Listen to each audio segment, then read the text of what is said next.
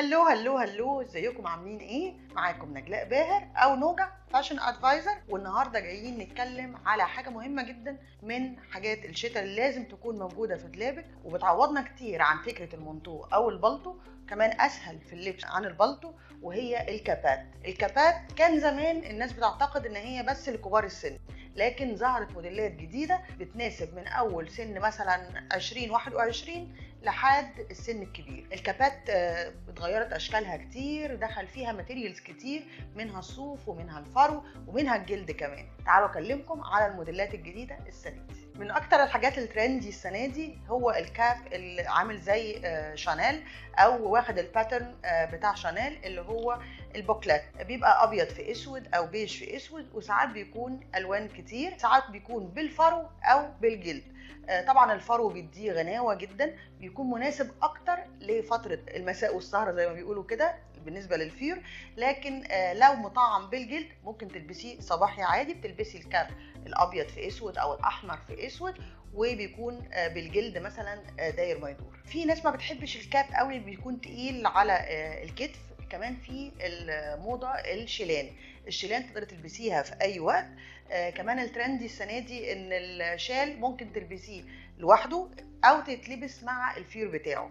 بالليل تحطي عليه الفير وبيتربط بطريقه معينه، وصباحا تقدري تلبسي الشال لوحده. الخامه في الشال بتفرق جدا.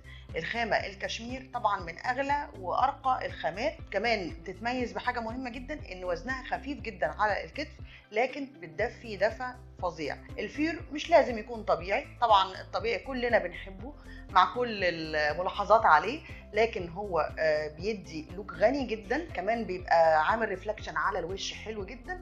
بس قدروا ان هم يصنعوا حاجات شبه الفرو الطبيعي وبرده تدي نفس الغناوه ونفس الدفء ده. الخامه التانية اللي موجوده اللي هي بتكون زي خامه التريكو، مش الصوف الجامد قوي او الناشف او اللي بيدي فوليوم على الجسم كبير. التريكو ميزته ان هو فيه نسبه لكرة كده 20% لكرة، بياخد ويدي مع الجسم، فبيبين الجسم الحقيقي او الوزن الحقيقي، ما بيديش فوليوم او وزن زياده على الجسم. برضو بيكون بالفرو داير ما يدور، بيدي طبقات من الفرو الخفيفه اللي فيها لمعه حلوه. كل الالوان بقى السنه دي ترندي في الكابات، يعني كان الاول هو الكاب معروف يا اسود يا بني يا رمادي، ظهر السنه دي بقى اللون الاصفر واللون الاخضر. طبعا الاوف وايت والابيض انا شخصيا بفضلهم، بيدوا غناوه وبيعملوا ريفلكشن وضي حلو جدا على الوش. في ناس بقى بتستثقل فكره الكاب وفكره الشال، وانا ببقى شايله شنطتي وشايله حاجه في ايدي، فممكن الشال او الكاب يقع من على كتفي، فبيستسهلوا فكره البونشو. البونشو هو نفس فكره الكاب، بس ما بيكونش ليه فتحات، بيتلبس على طول من الراس كده ويبقى ظاهر منه الايدين.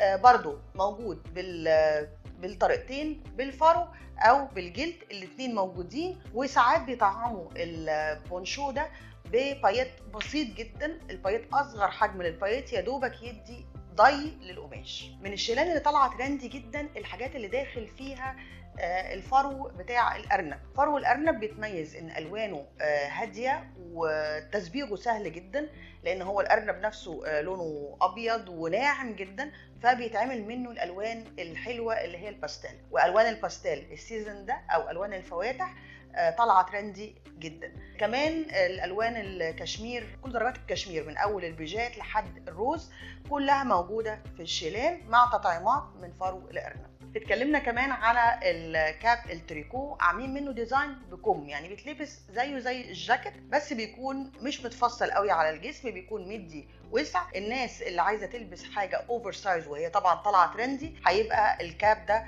بالنسبه لهم ترندي جدا. كمان الناس اللي هم اوريدي اوفر سايز وعايزين يلبسوا حاجه مريحه وما يتضايقهمش ويبقوا برضو على الموضه، الكاب بيديهم الفاسيلتي دي او بيديهم اللوك اللي هم محتاجينه. فكره الكم بيحكم طبعا الكاب اللي انت لابساه وبيخليكي بتتعاملي بمنتهى الاريحيه. كمان بيزودوا عليه زي كبشه من على الرقبه مع الفرو او بدون فرو، فالشال ما بيروحش ولا بيجي معاكي، تقدري تتعاملي بيه وتخرجي بيه. انا كمان بحب اللوك بتاع الشال لما يتحط له حزام، بيبقى محكوم جدا وبيدي لوك مختلف كل مره. ممكن مره نلبسه بحزام ومره من غير، مره يتحط على الكتف ومره يتلبس زي الجاكيت، يعني تقدري تشكلي بيه كذا لوك. اخر حاجه في موضوعات الكابات الحاجات اللي فيها باترن، سواء الباترن او الرسمه مش ساده، زي الحاجات الارمي اللي هي الرسمه بتاعه الجيش بكل درجاته بقى، بالزيتي وبالبيج، وكمان الحاجات على الروز. كمان الباترن بتاع الانيمال برينت او بتاع جلد الحيوان، زي التايجر، زي الزيبرا، حاجات حلوه جدا واشكال مختلفه يمكن اول مره نشوفها السيزون ده. لو عجبكم فكره الكاب وفكره الشال، كل واحده تحط صورتها وهي لابسه الكاب والشال في شتاء 2023.